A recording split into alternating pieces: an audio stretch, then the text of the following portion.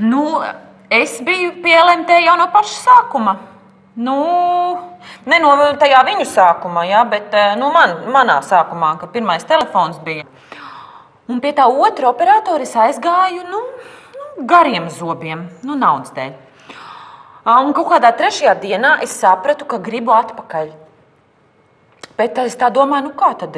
Tikko aizgāju projām, tagad skriešu uzreiz atpakaļ. Nav taču smuki.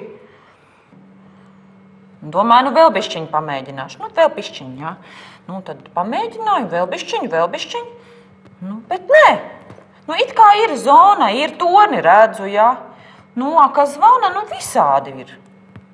Zvanu, runāju un nav. Mācība bija, paciemojos pie viena, un atgriezos mājās.